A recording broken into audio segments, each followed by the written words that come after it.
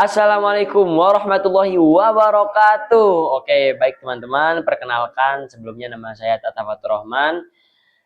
Saya dari jurusan Perbankan Syariah kelas PBS 3B. Nah, yang dimana kali ini saya mendapatkan tugas yakni mata kuliah hukum bisnis, yang dimana saya menjawab pertanyaan-pertanyaan yang berupa yang pertama, apa itu persamaan perusahaan persekutuan perdata dan perusahaan persekutuan komunitar bersama perbedaannya, dan juga apa itu makna hukum bisnis, makna bisnis, dan juga makna hukum ya teman-teman, diantaranya seperti itu. Oke, baik teman-teman, langsung saja menjawab ke pertanyaan pertama, yaitu apa sih itu persamaan dan perbedaan antara perusahaan persekutuan perdata dengan perusahaan persekutuan komanditer.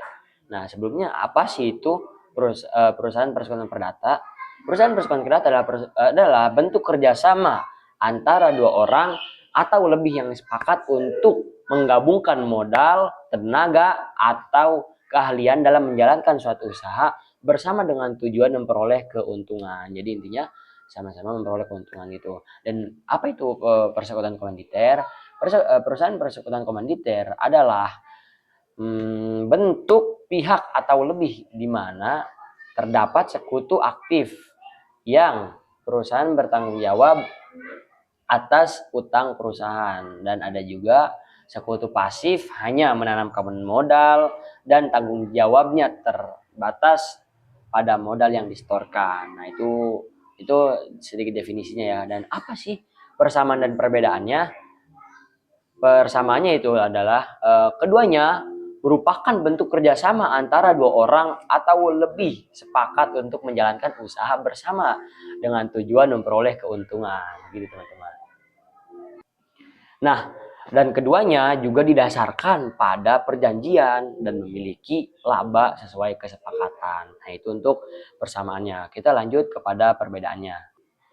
Nah, dan perbedaannya teman-teman, perbedaan dari perusahaan persekutuan perdata dengan perusahaan persekutuan komanditer adalah persekutuan perdata hanya terdiri dari sekutu yang semuanya aktif dan memiliki tanggung jawab penuh atas utang-utang perusahaan. Sedangkan dalam persekutuan komanditer atau CV terdapat dua jenis sekutu.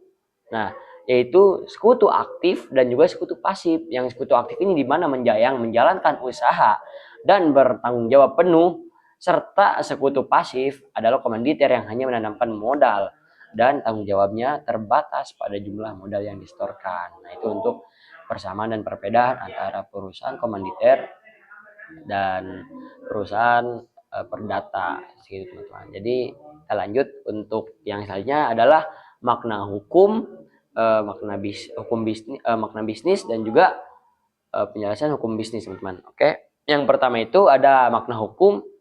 Makna hukum adalah seperangkat peraturan yang dibuat oleh pihak berwenang dan bersifat mengikat, bertujuan mengatur serta menertibkan kehidupan masyarakat. Nah, jadi makna hukum ini adalah untuk membuat sebuah peraturan yang dimana untuk mengatur, tujuannya itu untuk mengatur dan menertibkan kehidupan masyarakat. Nah, dan yang selanjutnya adalah pengertian dari bisnis.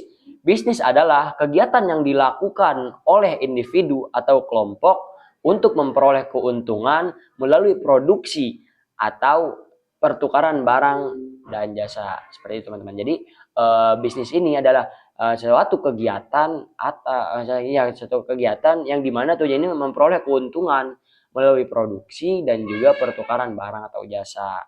Nah, seperti itu kurang lebih. Dan yang selanjutnya adalah hukum bisnis. Apa itu hukum bisnis, teman-teman? Hukum bisnis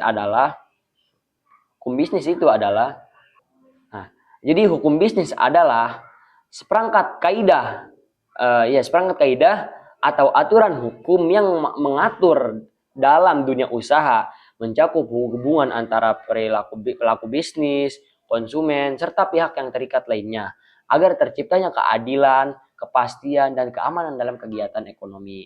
Nah, jadi dengan adanya hukum bisnis ini bertujuan untuk mengatur suatu bisnis, teman-teman. Jadi yang dimana agar eh, dalam melakukan transaksinya tersebut, agar ada terjadinya suatu keadilan, terciptanya suatu keadilan, kepastian, dan juga keamanan dalam berkegiatan jual beli tersebut atau kegiatan ekonomi tersebut. Nah, oke, mungkin kurang dan lebihnya mohon maaf dari saya, kurang lebihnya mohon maaf.